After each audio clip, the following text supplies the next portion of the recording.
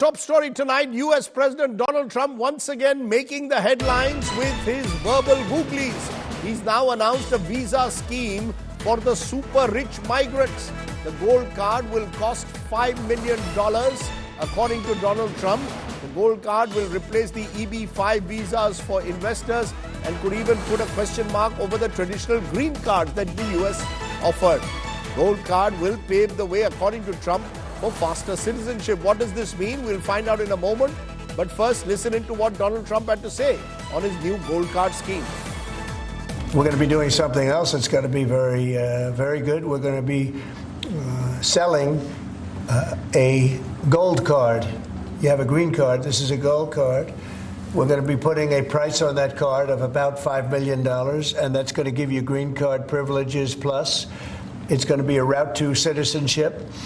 And wealthy people will be coming into our country by buying this card. They'll be wealthy, and they'll be successful, and they'll be spending a lot of money and paying a lot of taxes and employing a lot of people. And we think it's going to be extremely successful. And never been done before or anything like this, but it's something that we're going to be putting out over the next, would you say 2 weeks, Howard? Do you want to say a couple of words about it? Okay, let's go straight across to Rajneesh Pathak. He's founder and CEO Global North and looks closely at immigration issues. Appreciate your joining us. Rajneesh, try and explain what this gold card would mean. We've seen Dubai, for example, give gold cards to golden visas to Indian citizens, and that's been rather successful. What is this American scheme like? Is it very similar to the golden visa for Dubai? Thank you, Rajdeep, for having me on today's session. And yes, we were all surprised this morning. We woke up to this news and my phone has not stopped ringing since 5 a.m. in the morning. So you're right.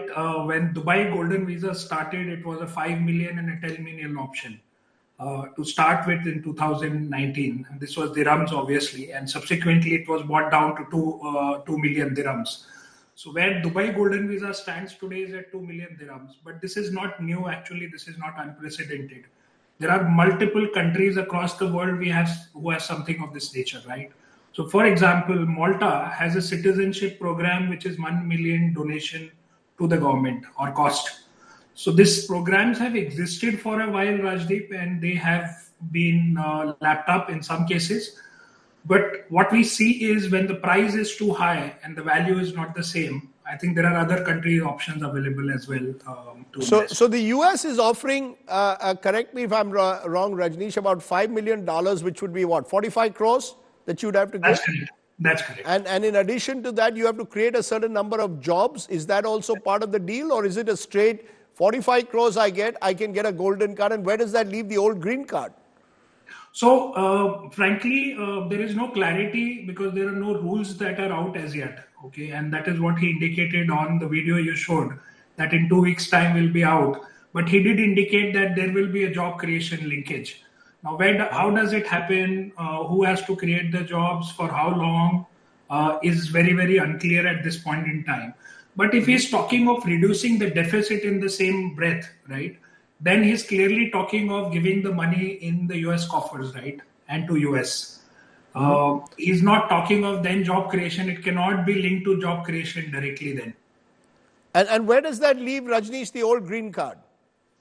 So there is an EB-5 program which is existing and which is one of the gentlemen from the press pointed out as well during his interaction, that there is an existing EB-5 program. Now that program as it stands is as is, right? And it has been reauthorized till 2027, which is when for 5 years it got reauthorized in March of 2022. So for 5 years it is a law. So EB-5 is not a program, it is not under the government, it is a law passed by the Congress. So I am not too sure whether Trump can, with executive order, cancel it, make any changes. It will have to go through the due process of the Congress. It cannot be done with an executive order. So as usual, an element of uncertainty there, but clearly Donald Trump now looking to even make a business deal out of US citizenship with this gold card. Rajneesh there for joining me. I appreciate you giving us your perspective as someone who tracks the immigration issues for your company very closely. Thank you so much. Thank you, Rajdeep. Let me turn from there to the story that I want to make my talking point tonight. Former Congress MP, a strongman of Delhi, Sajjan Kumar, was sentenced to life term in a 1984 anti-Sikh pogrom. I'm using the word pogrom and not riot case of 1984. Sajjan Kumar is already serving life sentence in another case. But the question that I want to ask today is, why does it take the wheels of justice to move in a manner that 40 years later, a sentence is finally handed out in this case? Our reporter Amit Bhardwaj met victims of the 1984 pogrom who shared what they went through 4 decades ago and what the 40-year-old fight has meant for them. Then I'll ask the question, justice delayed, justice denied. Take a look. October 31st, 1984. Prime Minister Indira Gandhi is assassinated by her Sikh bodyguards, triggering a wave of mob attacks on innocent Sikhs across Delhi. By the time the madness ended, over 2,700 were dead, as per official records. Shami Kaur vividly remembers what happened on the night of October 31st and the days that followed. Days that changed their lives forever. 5-6 महीने का लड़का था मेरे गोदी में, तो उसको बुला के मारा डंडा, उसका सर फट गया, मर गया मेरा देवर। मेरे साथ जाके गिरी, उसको डंडा मारा, उसका सर फाड़ दिया, उसकी बांह तोड़ दी मेरी सास की। फिर आगे जाके दूसरे घरों को आग लगाई, उसमें से 4 सिख जलते हुए निकले, ऐसे आ रहे जैसे आग का भवड़े, आग का बवाल थे, ऐसे आ रहे थे। और मेरे बेटे को भी मार दिया और मेरे आदमी को भी मार दिया वहाँ। A good soul gave Shami and her 15-year-old daughter, Puppy Kaur, shelter the next day. मैं चलेगा में दूध लेती थी, किसी मेरी दुकान थी, जिसे दूध लेती थी वो हंसराज, वो मेरे को ले गया अपने घर। उसके घर जाके मैं रात रुकी थी, मैं अपने बच्चों को वहाँ ठहरा था। When they returned, nothing was left. पिताजी तो हमारे रहे नहीं, उसकी पगड़ी एक मिली थी, उसको संभाल के रखी हुई है हमने, बड़े बुजुर्गों की जैसे कोई एक निशानी होती है। एक फोटो मिली, एक पगड़ी मिली और कुछ भी नहीं मिला। This photograph, which is placed prominently in their house in Trilokpuri, that was allocated to them as riot relief, is the only picture she has of her father. ये नगर कीर्तन निकलता था ना हमारी कॉलोनी का, तो उसमें 5 प्यारे सजते थे। बस ये एक फोटो ही मिली थी। पिताजी तो रहे नहीं, दुनिया से चले गए। सब कुछ खत्म कर दिया हमारा, कुछ भी नहीं बचाया। Puppy Kaur, who sells vegetables, has spent much of her life fighting for justice, attending trials every single day. ये 2005 में नानावती कमीशन की रिपोर्ट आई थी ना, भाई सज्जन कुमार को बरी कर दिया है, क्लीन चिट मिल गई उसको। उसके बाद फिर हमने थोड़ा आगे कदम उठाया, भाई थोड़ा संघर्ष करा हमने, उसकी क्लीन चिट जो मिली थी वो कैंसिल करवाई, प्रदर्शन करा। Lakshmi Kaur's husband, Gyan Singh, was 34 when he was killed. They were living in Sultanpuri B3 neighborhood when riots broke out. अब जिसके गोदी में 5-6 बच्चे हों, उसका घर भी जला दिया जाए और पति भी मार दिया जाए, जब घर में एक दाना भी नहीं बच्चों को खाने के लिए, ना कोई कपड़ा है, तो उसके साथ क्या बीती होगी 3 दिन और 3 रातें। She got refuge in a Gurudwara and later the Sadar Bazaar police station before moving to Trilokpuri in 1985. Glancing through a book on riots, she relives her struggle for justice. इसके टायर थे, टायरों की factory थी पुरानी वाली, वो सारे tyre सारे फ्री कर दिए, जलाओ सरदारों को मारो। इसके पेट्रोल पंप थे, वो फ्री कर दिए। और फूड गांव से, गांव का नाम ही अजीब से थे, उधर से आगे वो गाड़ी भर भर के आगे एक सिख के घर के आगे अगर आगे 50 बंदा खड़ा हो जाए तो 2 बंदे क्या कर सकते हैं? So it's a battle, long battle to ensure justice is given to them. And many families are saying that irrespective of this life imprisonment, what they seek, what they demand is death penalty for those behind the killings of the Sikhs during 1984 riots. With video journalist Manish Bidhuri, this is Amit Bhardwaj reporting for India Today from Delhi. Justice delayed is justice denied is one of the oldest truisms. Has justice really been done to the victims of the 1984 anti-Sikh pogrom?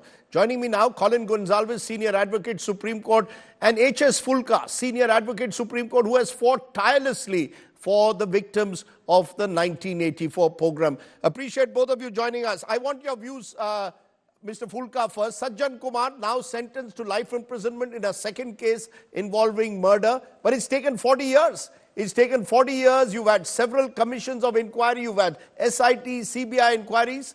Why did it take so long?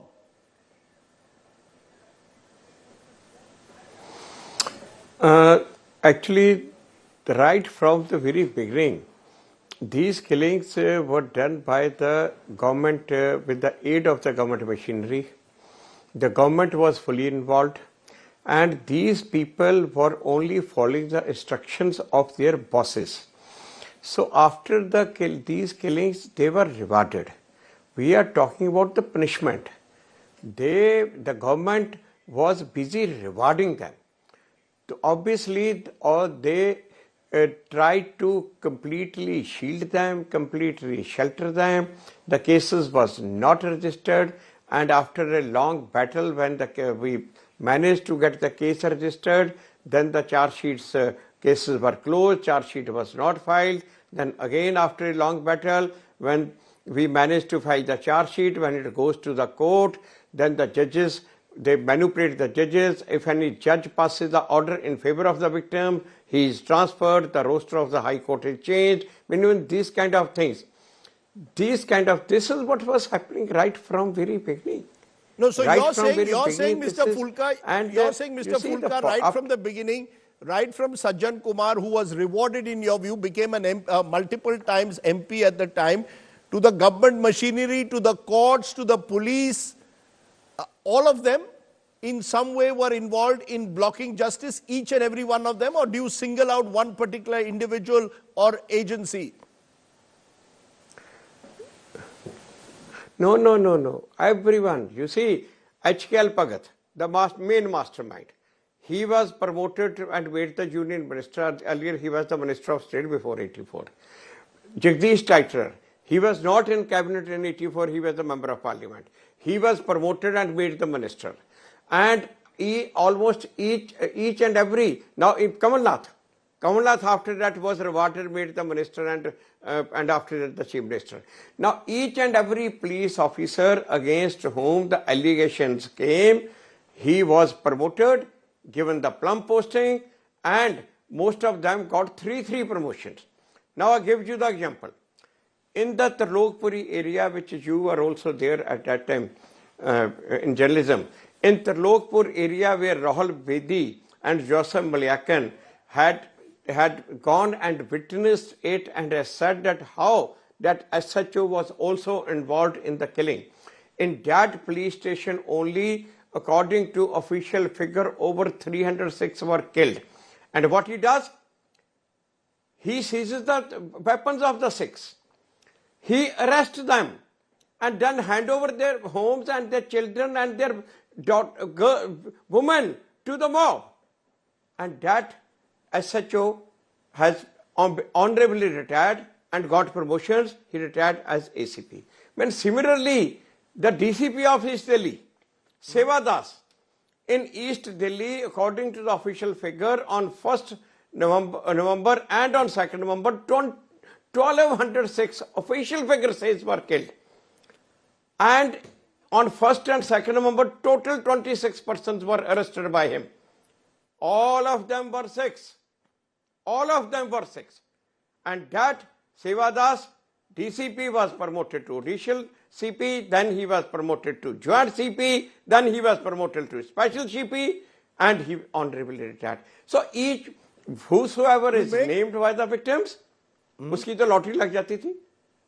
You're making, in fact, and I must remind our viewers who are perhaps, I must remind our viewers who are not old enough perhaps, who were born after 84. This was Rajiv Gandhi's Congress government. So the stains, the blood stains remain on that government for what happened in 1984. And as Mr. Fulka is pointing out, many of those leaders were members of parliament, became ministers. They were, quote unquote, according to him, rewarded for what happened at the time. I can tell you I was in college in 84, but I covered Sultanpuri 20 years later in a documentary that we did on the anti-Sikh pogrom 20 years later. But Colin Gonsalves, is it also one thing that I noticed was witnesses turn hostile? And we've seen that in several cases, whether it's in 84, whether it's in 92, 93, or indeed in Gujarat in 2002. We saw witnesses turning hostile in these cases of mass murder, of communal violence. Is that one of the challenges in a way the judicial system faces? Well, Rajdeep, it's a symbol or it's an instance of the challenge. But the real challenge is a larger thing. And we have seen this story repeated from the 94 Bombay riots onwards. The main thing is that no riot can succeed in India, and certainly not in Delhi, unless the government in power fully backs that riot. So the government is the main conspirator, executor of a riot. But that is to be expected, that the government will try and cover up as much as possible. So then when you have investigations, you will have enormous delays. And then everyone will lament how long it took to get justice to the victims, the Sikh victims in that case. But the story repeated itself again in the Delhi riots. And what you will find is that the very police force that participated in the riots, covered up for the riots, help the accused person, the very police force then turns around and starts investigating the riots. So now you come to the last point. So then the only recourse is the judiciary. And the judiciary has failed again and again and again. Because against a powerful government that is engineering riots and mobilizing public support for the riots, that government dominates the judiciary. And the judiciary cannot show spine. The judiciary cannot show resolve and determination to carry out and force an independent investigation. In the Delhi riots case, we went to the Supreme Court immediately. And we said, appoint an SIT of independent officers. And we gave the name of DGPs who are known for fearlessness and independence. Supreme Court found it a hot potato, sent it to the High Court. High Court said, my God, this is a political hot potato. For 3 years and 25 appearances that I've done before the High Court, I've not managed to get the case started. Every judge knows, the senior judge knows that if they take up the Delhi riots case, order an independent investigation, say these 5 DGPs will look at the investigation, come up with an independent report that will scare the government no end. They know that if they do that, they will never reach the Supreme Court. So it's the judiciary at the end. Everybody else we know, the police and but the judiciary has no spine to stand up to a government that has clearly participated and engineered a riot. So does the buck, Mr. Fulka, then stop with the political executive? Today, when a Sajjan Kumar is finally sentenced after 40 years, there'll be a sense that in most of those 40 years, you've had Congress governments, but you've also had BJP governments for a while. Mr. Vajpayee was Prime Minister. Various commissions were appointed. The Ranganath Mishra, the Nanavati Commission was appointed. 4 commissions, 9 committees, 2 SITs. Does the buck, you believe, stop with the political executive? If the political executive said, please prosecute everyone without fear or favor, do you believe the police and the judiciary would have taken the cue? A quick answer. You see this, actually this killing of 1984, killing of the Sikhs were organized by the deep state. It was the intelligence agencies who was involved. And even after that, whatever maybe the government, that deep state was protecting them. In 1990, during the government of VP Singh, the case was registered on the recommendation of a Justice Poti Committee. The CBI goes to arrest Sajjan Kumar. The CBI is made hostages. The jeeps of the CBI are set on fire. The cars of the CBI are set on fire. And the CBI is made hostage and kept their captives. Now, and Delhi police didn't help it. So this is the kind of the things which happen. And like what Colin had said, whenever there is a mass, it's not only riots, whenever there is a mass scale violence, it is not possible without the connivance of the police and the political masters. And after that, they cover it up totally. You see that what I have been saying always, that it is necessary to fight. Do not give up the fight. It is necessary to send a message to these political people that if you are in power today, a day will come when law will catch up with you. And this is what has happened in case of Sajjan Kumar. Right. He was first granted life imprisonment after 34 years. Yes, you make a very important point, Mr. Fulka. The law has finally caught up with Mr. Sajjan Kumar, who's now 80 years old. He was 40 when the anti-Sikh pogrom took place, in which he was involved and has now been prosecuted for it. But 40 years? What does that say about our judicial system? I had Colin and H.S. Fulka today because they are two of the brave lawyers of this country who have argued for the victims over the years. We need many more brave and courageous people. And I want to salute you, Mr. Fulka, in particular, because you have taken this almost as a personal challenge over these years. And if it was not for the Fulkas of the world, perhaps the likes of Sajjan Kumar would have got away. And that is simply unacceptable. And I want to say this today, whether it's 84, 92, 93, 2002, or indeed Muzaffarnagar in 2013, no one who takes the law into their own hands and kills someone because simply they belong to a different religion must be forgiven by the law. They must face the maximum punishment. And I hope that Sajjan Kumar's case will become a precedent, and next time it will not take 40 years for prosecution and punishment. Thank you both, Colin Gonsalves and H.S. Fulka, for joining me. I want to turn from there to a major controversy that has erupted in Maharashtra, with allegations now of corruption against officials from the all-powerful Mumbai Metropolitan Regional Development Authority.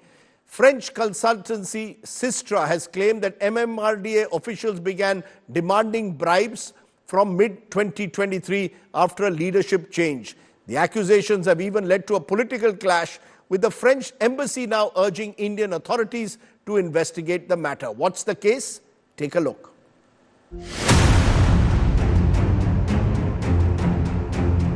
Embarrassment for the Mahayuti government in Maharashtra. Sistra, a French company that provides consultancy services to metro projects, has accused officials of the Mumbai Metropolitan Region Development Authority of corruption.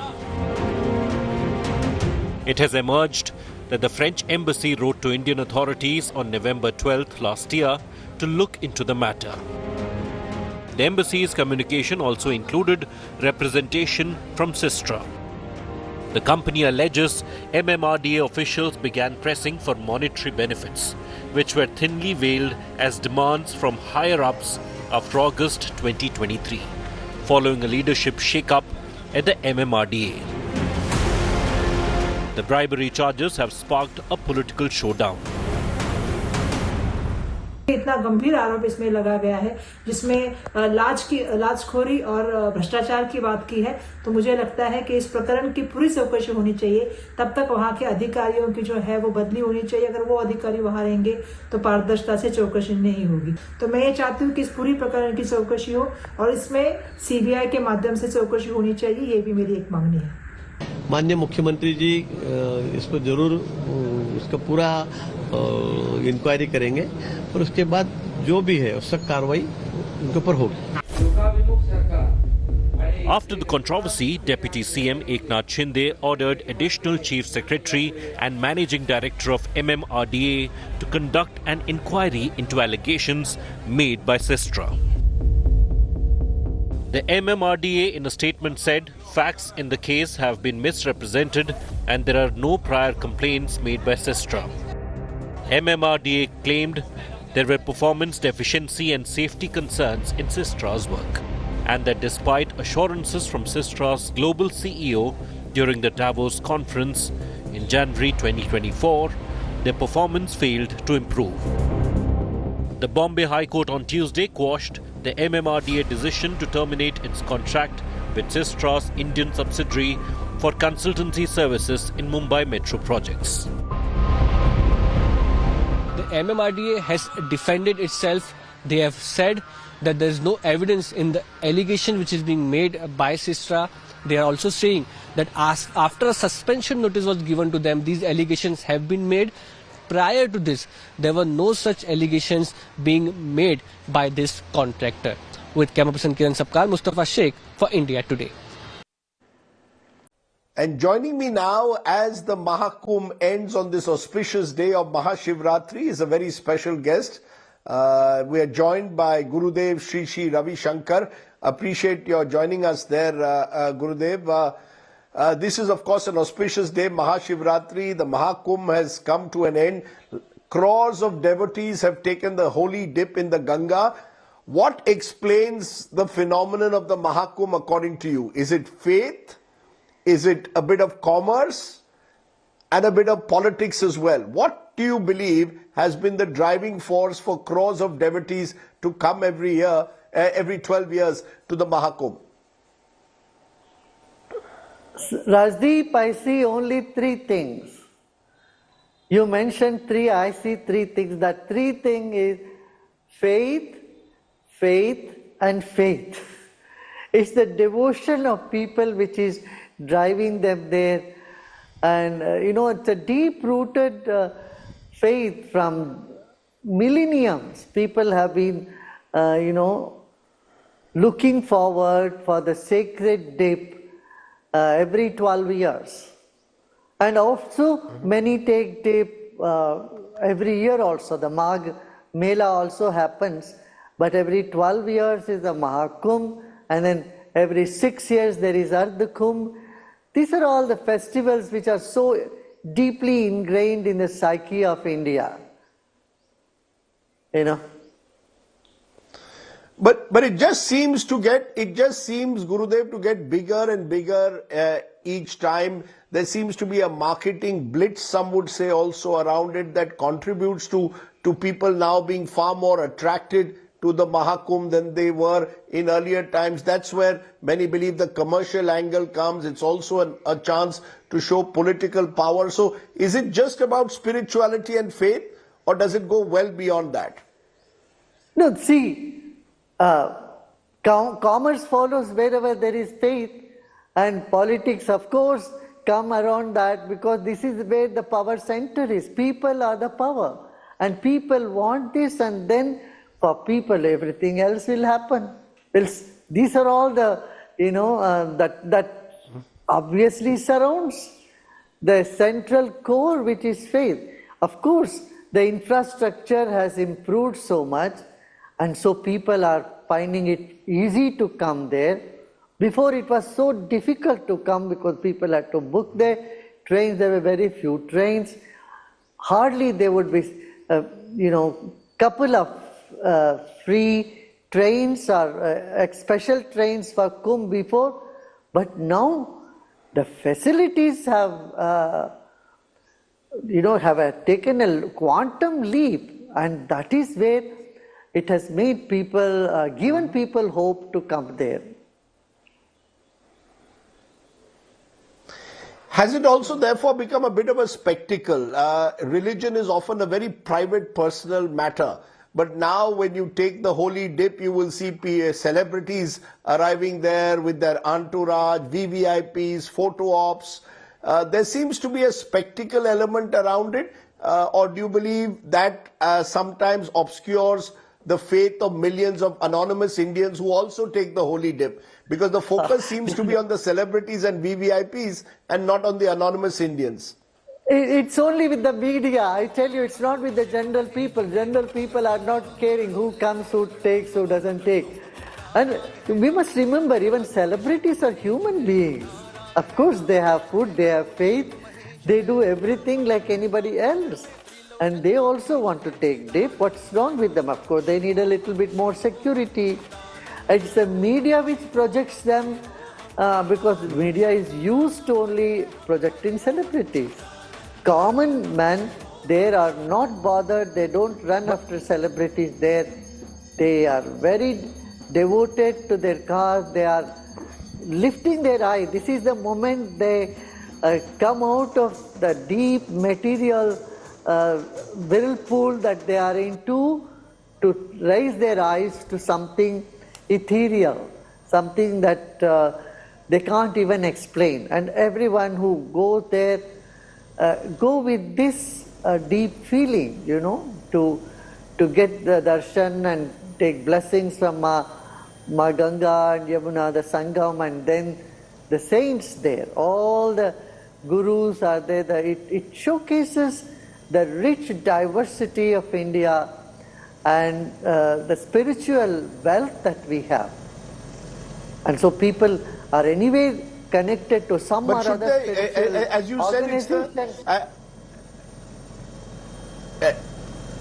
as you said, Gurudev, that the media chases the celebrities. It's the media which goes after VVIPs. But should there be, for example, separate arrangement for VVIPs, or should, once you go to the Kumbh, everyone be treated equal, whether you're VVIP or anonymous, much like election day?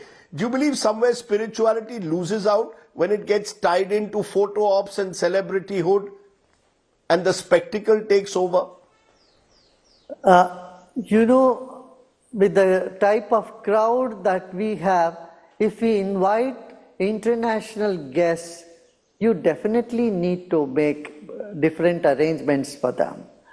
You know, there are culturally different, and unless you make some arrangements for them also to witness the spectacle, there is nothing wrong in it. I don't see if there is a separate ghat for some people who want to come and take dip, people in position, people who are well known. That should not be a problem. They just come and take their dip or whatever, and they leave. But you know, that's very small, very tiny aspect of Kumbh. And one good thing is, they are not on this side of the Kumbh, where the main Sangam, everybody is taking dip. The government made arrangements for them so far away on the other side, on the other bank, and I don't see there is any problem there. This also saves, because when celebrity goes up, suppose people want to, you know, surround them and take selfies, take pictures, that will become even more nuisance. It can cause even stampedes. You see? People want to take selfies and pictures, so if they are getting a different arrangements, it's for law and order. It is needed to There was a stampede, in fact. Sure. You know, there was a stampede, in fact, on January 29th, and tragic stampede. There are different figures of how many people died. Should there have been greater remorse shown? When a stampede takes place, it's the ordinary people who die. Do you believe that, therefore, you know, there should have been maybe greater remorse at the loss of lives? Of course, there is remorse, and I have personally met Yogi Ji, and he was rushing to the hospital to meet with the people, and he was so pained, and I was so pained. I was there the next day there, and I could see, you know, how much disaster has happened. It is really painful incidents, of course. Nobody can deny that. And it's unfortunate. It was unseen. It was not foreseen. It was unfortunate. And as you said, if celebrities come as a normal people, this type of thing would have happened even more everywhere. So this is a very, very, that's a dark spot in it, that one incident that has happened. We all pray for the families who are victims of this unfortunate event. That's really painful, and we need to see how, in the future, these sort of things can be avoided. We are seeing, whether it is Mahashivratri today or Mahakumbh, the rise, many believe, of a certain cultural Hindu consciousness. Cultural Hindu consciousness, some would interpret as the rise of the political Hindu. How do you see it? The fact that we are seeing many more people openly expressing their religiosity far more overtly. Is this a rise of a certain cultural consciousness, according to you? A spiritual consciousness or a political consciousness? Of course. See, in Hindi they say, Rajashray. Unless there is empowerment, cultural, spiritual, social empowerment for people, they feel suffocated. Before also people used to do, many people of political parties, leaders would come and take dip, but they would not do it under cover. They would feel so ashamed. They will go to mandir, they put a tilak, and then they will come out and immediately rub the tilak. We were not honoring our own roots. We were ashamed of who we are because of the colonial rule. Now that is gone, so we are proudly proclaiming who we are. We are honest to ourselves. That dishonesty, that deceit and hypocrisy is gone. I would say people are just open, and that is how people are around the world. If you go to any other country, they proudly proclaim who they are, and they take pride in their roots. In this country, that was a big drawback. Even when people go from here to abroad, they will change their names, you see, just to feel respected. So now there is more respect to oneself, one's own roots, one's own culture. There is more empowerment. And I would say it's a welcome thing that has happened in the world. Everyone, whosoever it is, they must be proud of who they are and not be apologetic for what their practices or their faith. It's interesting you're saying that, because I remember Gurudev Shri Ravi Shankar meeting you during the Dharam Sansad in 2001, which was also held during the Kumbh. It wasn't called the Mahakumbh there then in 2001. And that Dharam Sansad had all the sadhu sons coming together, appealing for a Ram Mandir to be built. The Mandir then is eventually built last year. The BJP is now come to power, riding, many believe, on the back of the Mandir movement in the 1990s. Is that political edge still there, which we saw during the Dharam Sansad? Or do you believe the politics has become much less now? As journalists, you would be able to do all those analyses. Rajdeep, I don't have time to sit and analyze. I am every day engaged with dealing with the issues that people have. We have huge challenges with mental health issues, and we have suicidal tendencies that people are undergoing. Gen Z is very much impacted with the mental health crisis. So I'm so busy in these sort of things.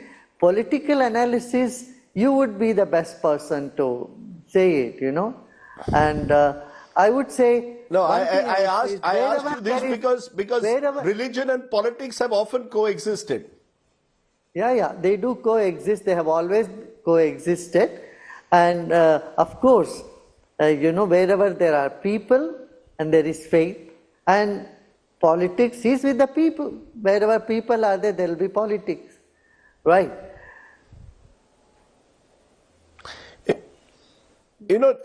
Devotees take that holy dip, Gurudev, during the Mahakumbh, in the belief that it has the power to purify the soul and bring them in some way closer to liberation, or to discover themselves. Do you believe that? Is that blind faith at one level, that a dip will purify the soul, or do you believe that is that's an unfair way to describe it? No, this is perfect because it's like the dirt on the skin. Any dip will purify your skin because your soul, because your soul is Sachidanand, your soul is full of bliss, your soul is Nitya Shuddha, ever pure, Buddha Mukta Swabhava. This is the entire Vedantic philosophy in a nutshell, that you are not born out of sin, you are pure by nature. A simple thing like a dip can bring you back to your true nature. So let go of the past, let go of all the mental impressions that you are holding on to unnecessarily, and see your life from a broader perspective. And so it is way for uplifting one's spirit to higher consciousness. Forgiving the past, forgetting the past and coming to the present. It's so psychologically valid, this aspect, that taking a dip, cold dip. And now the scientists have also come up with different experiments with the Ganga water. See how it is the most robust water which has which purifies itself, and which has bacteria, it doesn't allow bacteria to grow in it. You must have heard about those things. And another beautiful thing has happened. There's a debate, Gurudev, there's a debate. Gurudev, there's a debate on that. The Central Pollution Control Board has spoken about the water being infected by bacteria. The UP State Control Board has denied that. There are of course environmental issues, and you've spoken in the past also about the need to preserve the environment. There are issues, surely, when so many people congregate, whether the water is as clean as the government sometimes claims it to be. No, I agree there are issues when so many people are come. You think it can all happen without some issues. Definitely there will be issues. But what I'm saying is the water, the quality of the water, the nature of water, which the scientists have said is something very amazing, and it authenticates what our belief have been there for millennia. That's what I want to say. Okay. In conclusion, I want to ask you, you said the Mahakumbh celebrates the diversity in a way of our culture, of Hinduism. Today's Mahashivratri. How do you celebrate Mahashivratri, Gurudev Shri Ravi Shankar? What does it mean for you? I know you've also brought to life a Shivling in Dwarka, I believe. So what does this festival mean for you? How do you believe it celebrates the diversity of Hinduism? See, Mahashivratri is the time when everyone meditates, everyone sings and prays for the well-being of all beings, wellness of all beings. And this Shivratri is very special for me because this is the time when the Somnath Jyotirling has come to us here in the ashram. 1,000 years back, Muhammad Ghazni had broken the Shivling, and the pieces of those stone were taken by some Agnihotris from Tanjavur districts of Tamil Nadu, and they were keeping in their homes, and they made it into Shivling like this. Because they couldn't see the stone, a broken stone, so they gave a shape of Shivling, and they were having it 100 years ago. In 1924, they met with Kanchi Paramacharya, Chandrasekhara Saraswati ji. He told them, don't bring it out now for another 100 years, and keep it for 100 years with you. Afterwards, when Ram temple will happen, after that, you can bring it out. And the Shankaracharya also said, give it to a person in Bangalore by my name. He took my name and said, you go and give it to him, and that's how it has come to me. And then there is a report from the Gemology Institute, the scientific study about this material, And it is so amazing, Rajdeep, to see that this has 140 gauge of magnetic force in it. And the geologists said, I've never seen something like this. And it has only 2% of iron and 78% of barium. And it behaves, like a magnet. Let me show you. Usually, magnet is powerful in the end, right? But you will see it is powerful in the middle here. The magnet is in the middle. There's no poles here. So there's right. Shri Ravi Shankar, in a way, it's a very special day. Therefore, I know for you, for your ashram. Can you see? And Can you see I wish this? you, and yes, I can. Yes, I can. And I wish you and all your followers, therefore, a very happy Mahashivratri, and indeed all the people of this country. Thank you so much, Gurudev Shri Ravi Shankar, for sharing your thoughts here today on India Today. Thank you. Thank you.